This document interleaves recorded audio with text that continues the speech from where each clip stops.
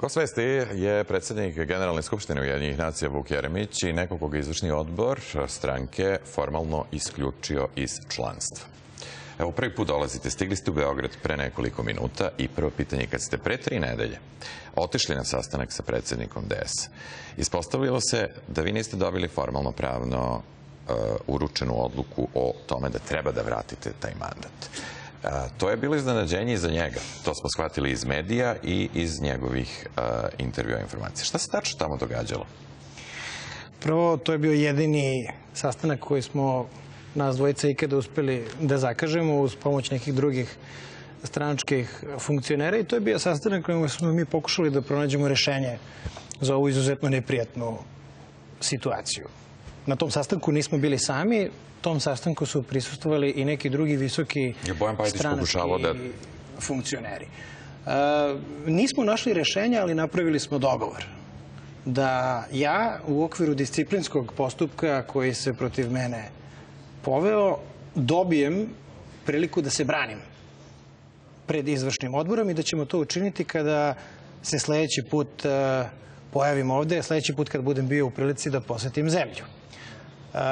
Međutim, i pored tog dogovora, ja sam iz medija saznao da se sastanak izvršnog odbora na kome sam ja isključen iz Demokratske stranke dogodio. Ja za taj sastanak nisam dobio nikakav poziv. Dakle, taj džentlmenski dogovor koji smo napravili tada u Demokratskoj stranci je prekršen i reč nije održana. Dobro, jel vi dobijate formalnu odluku izvršnog odbora? Dobio sam formalnu odluku izvršnog odbora nakon isključenja. Moja adresa je poznata stranci. Na tu e-mail adresu sam dobio odluku o isključenju. To je ta e-mail adresa na koju nisam dobio bilo kakav poziv da se branim na tom sastanku izvršnog odbora. Moja adresa je poznata.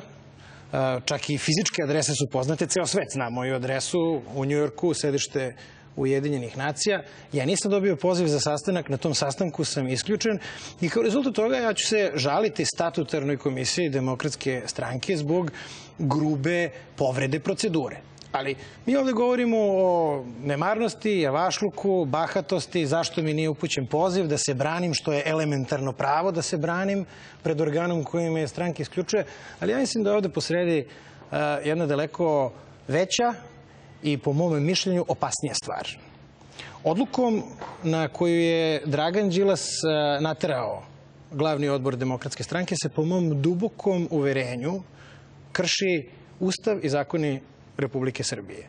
Krše se osnovna prava građana, onih koji su me birali i mene lično kao građana koji sam izabran u skladu sa Ustavom. To je jedna odluka u kojoj kaže da glavni odbor Demokratske stranke zahteva da narodni poslanici koji su bili ministri vrate mandat.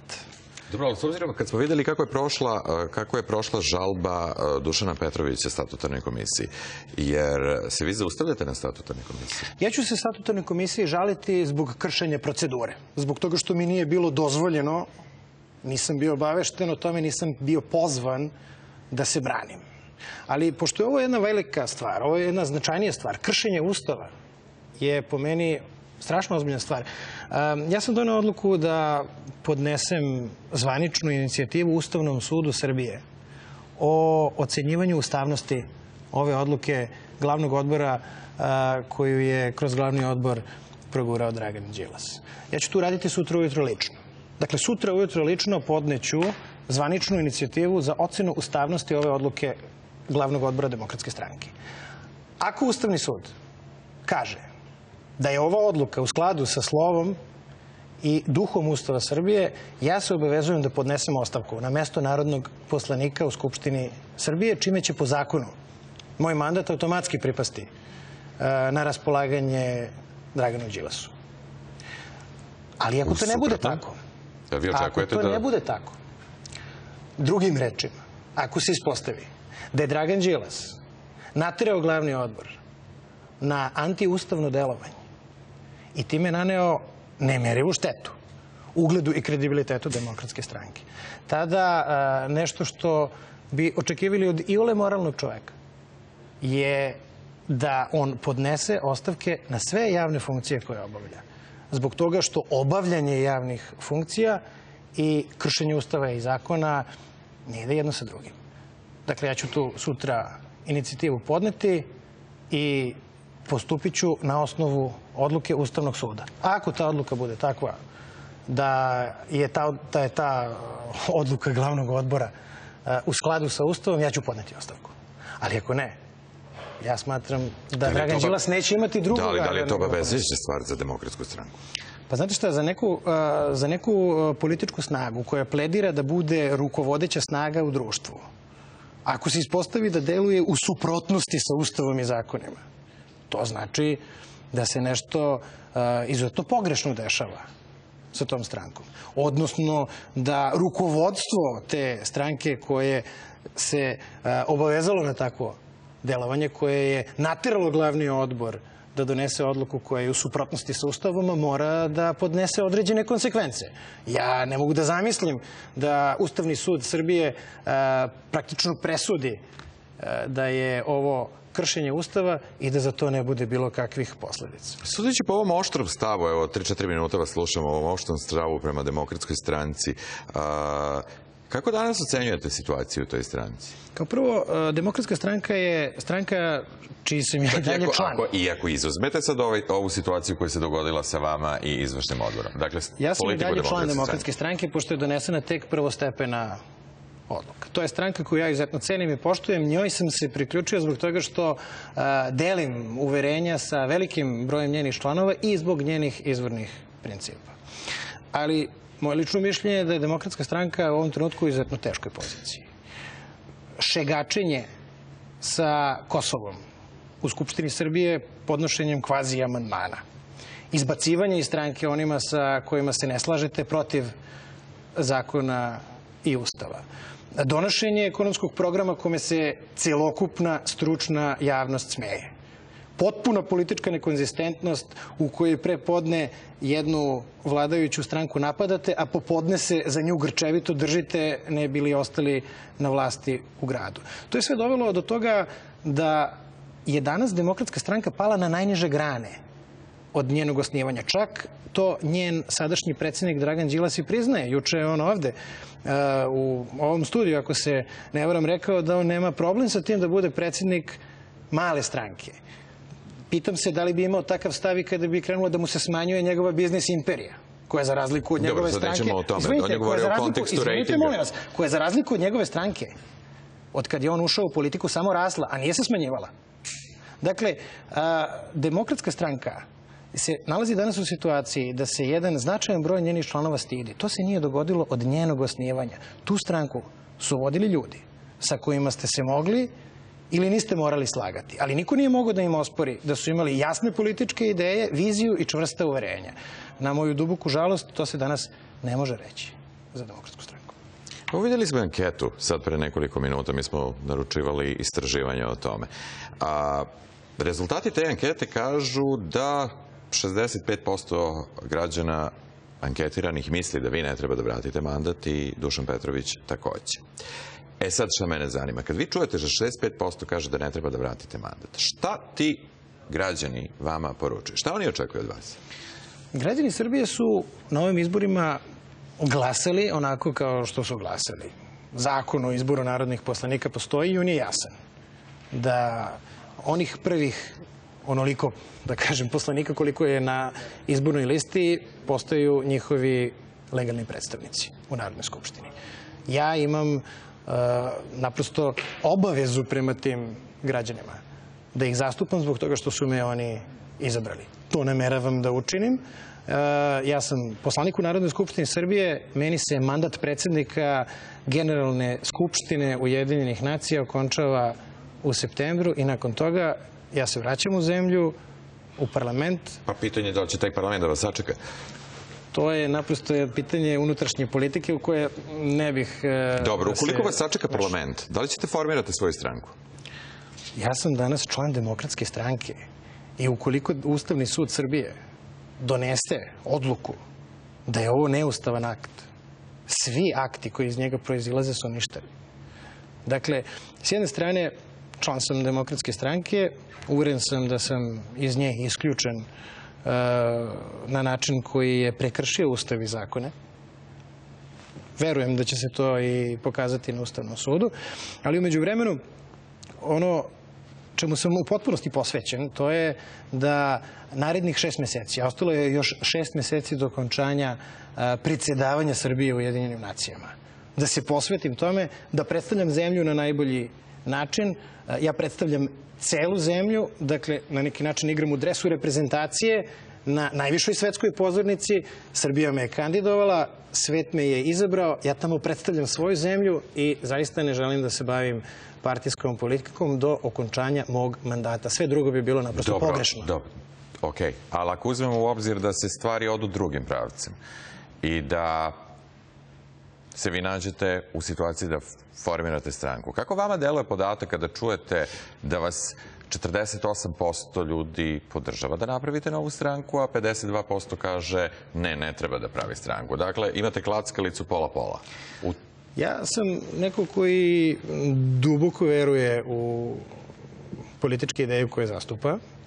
Želim da nastavim svoje učešće u javnom životu ove zemlje. To ću i učiniti. Sticajem okolnosti ne mogu da vam kažem na koji način, zbog toga što se dogodilo ono što se dogodilo prošle nedelje. Evo, razvijamo sad scenarije. Ali ja ću se svakako vratiti u Srbiju i zastupati ove ideje za koje se i danas zalažem. Ali jedna od ključnih ideja za koje se zalažem je da stvari moraju da se odvijaju po proceduri, po zakonu i po Ustavu. Ukoliko to bude tako i ukoliko sud kaže da je to tako, onda ću to nastaviti da činim u Demokratskoj stranci. Znači ste pomenuli, vratite se vi teorijski, parlament vas sačeka tu i vi se sednete u klupe i opet uzmemo primjer da niste više u okviru Demokratske stranke. I koliko biste vi bili u situaciji da kažete koji je odnos vaše politike koji ste do juče zastupali o Kosovu i politike Demokratske stranke trenutno u parlamentu? Da li biste u takvoj situaciji bili u koliziji? Trenutno ja nisam u stanju da definišem kakvu tačnu politiku prema Kosovu zastupa Demokratska stranka. Juče je predsjednik Demokratske stranke rekao da ste vi zapravo u svom političkom delovanju na temi Kosova sticali jeftine poene. Politika koju sam ja zastupao kao ministar spoljnih poslova u vladi Srbije je bila državna politika bazirana na Ustavu i na obavezujućim odlukama Narodne skupštine. Ja sam tu politiku sprovodio vrlo transparentno. Javno sam govorio o njoj u domaćoj areni, a isto tako sam to govorio i u inostranstvu. Za razliku od Dragana Đilasa, koji je u domaćoj areni govorio o razvojnom planu za Beograd, a posle toga stranim ambasadorima priznavao da je to u stvari samo marketinški traktat. Dakle, moja politika sa kojom ste se mogli ili niste morali slagati, ponavljam, to nije bila politika Vuka Jeremića, to je bila zvanična državna politika Srbije i moj zadatak i dužnost je bio da je zastupam. Ta politika je bila transparentna, predstavljena i u domaćoj i u međunarodnoj javnosti. Plašim se da to isto ne može da se kaže i za Dragana Đilasa. Znači, očekivali bi vas kolizije u tom scenariju? Ja naprosto ne mogu da verujem da će nakon odluke Ustavnog suda Srbije Dragan Đilas nastaviti da bude predsjednik Demokratske stranke. To bi bilo naprosto neočekivano. Ako Ustavni sud kaže da nešto za što se on toliko zalagao, što ga je na kraju navelo da izbaci iz stranke ljude, što je dosta ozbiljna stvar za bilo kakvu političku partiju, pa čak i malu, kakvom on pledira da predsedava. Mi sad uzimamo od dva scenarija, da Ustavni sud kaže da ili da kaže ne, ali Ustavni sud kaže nenadležan sam. Ja se nadam da se tako nešto neće dogoditi. Ovde je u stvari ovo posredi jedan opšti akt koji fundamentalno zadire u prava, građanska prava, kako onih koji su izabrani, tako i onih koji su ih birali. Mi se ovde zapravo borimo za princip. Ovde nije pitanje Vuka Jeremića. Ja smatram da ponašanje koje tera narodne poslanike da rade nešto protiv svoje volje i protiv Ustava i zakona ove zemlje je ponašanje kome treba stati na put. I vrlo je važno tome stati na put sada. Jer možete misliti šta bi se dogodilo kada bi se takva vrsta političkog razumevanja prenela na državni teren. Drugim rečima, Dragan Đilas danas iz Demokratske stranke izbacuje. Dakle, oduzima članstvo onima koji se sa njim ne slažu. Sutra kada bi sticajem nekih nesrećnih okolnosti došao u priliku da preuzme vlast, šta bi tada radio sa onima kojima se ne slažu? Oduzimao im državljanstvo. Ja ne bih volao da se... To su sad neke percepcije, držimo se stranke i ove priče. Kad ste videli poslednji put Ban Ki-moona? U petak, dan nakon isključenja iz Demokratske stranke. Jeste vi njemu rekli ili vas pitao? On je mene naravno pitao i nije bio jedini. Pitalo me je mnogo ljudi. U Njujorku je to, u Ujedinjenim nacijama je to danas jedna od, da kažem, zanimljivijih, važnijih tema o kojima se raspravlja. To se naprosto nikada nije dogodilo. Da u sred mandata predsjednik Generalne skupštine, koji je to mesto dobio na izjašnjavanju, direktnom izjašnjavanju svih zemalja sveta, bude isključen iz svoje stranke u sred svog predsjedavanja. To je razlog, moram kažem, to je razlog zbog koga i mi u kancelariji predsjednika Generalne skupštine, a i naše diplomate u Njujorku, nažalost, crvene.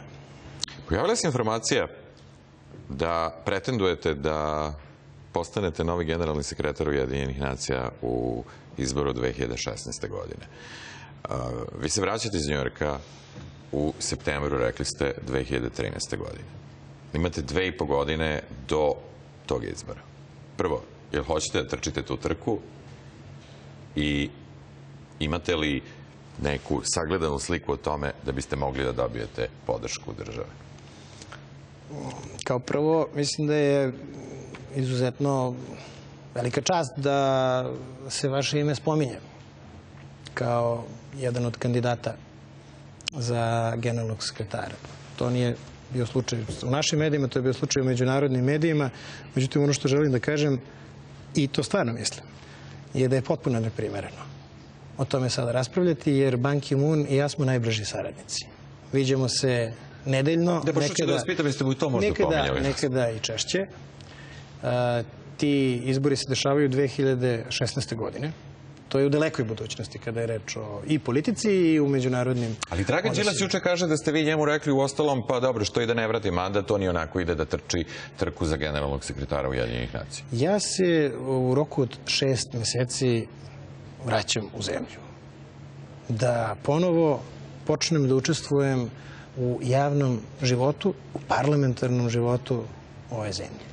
Trenutno sam skoncentrisan na to da ovih 6 meseci koje još imamo na raspolaganju da predsjedavamo u Ujedinjenim nacijama što bolje popunim, što bolje izvedem, da Srbija od toga dobije najveću moguću korist, najšire moguće predstavljanje. Do sada smo, čini mi se, pokazali da ovo predsjedavanje itekako ima i smisla i koristi za ovu zemlju, i kada je reč o predstavljanju zemlje, i kada je reč o zakazivanju nekih političkih debata za koje smatram da mogu da budu od koristi za Srbiju. Želim da drugih 6 meseci bude još ispunjenije nego što su bili prvih 6 meseci. Imaćemo mnogo aktivnosti u tih narednih 6 meseci. U narednih 6 meseci na to ću da budem skoncentrisan. Posle toga na uključivanje ponovo u javni život u Srbiji, a 2016. je daleka budućnost. Odlično, ali samo mi recite da se vratim samo na ovo. Da li je tačno da ste mu to pomenuli?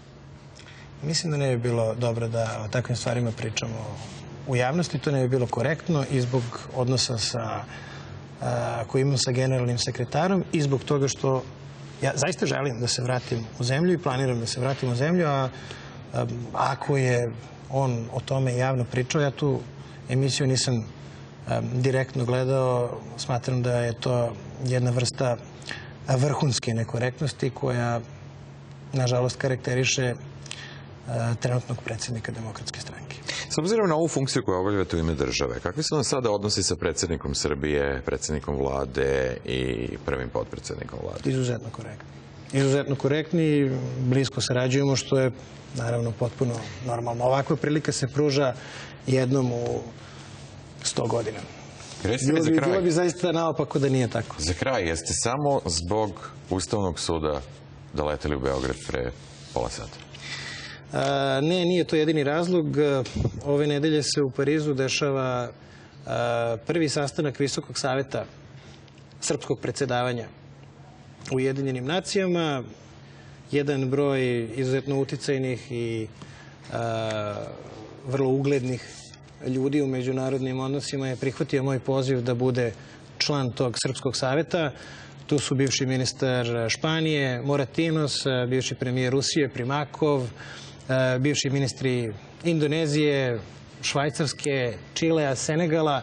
To je grupa od 10 ljudi koja će ove nedelje u Parizu održati svoj prvi sastanak. Mi ćemo, nadam se, na kraju našeg rada u toku ove godine napisati jedan dokument o budućnosti Ujedinjenih nacija, ali planirao sam da dođem na taj sastanak u Parizu. Situacija me je navela na to da napravim jednu usputnu stanicu u Beogradu i sutra ću u Ustavnom sudu podneti zvanično inicijativu za ocenu ustavnosti ove odluke glavnog odbora i zaista se nadam da ćemo naći snage da jednom ponašanju koje je neustavno, nezakonski, po mom dubokom uverenju i neetično sa političke strane, da mu se stane na put dok ne bude kasno i dok posledice takvog ponašanja ne postanu daleko teže kako za stranku, tako i za državu. Hvala vam što ste bili gost. Hvala vam.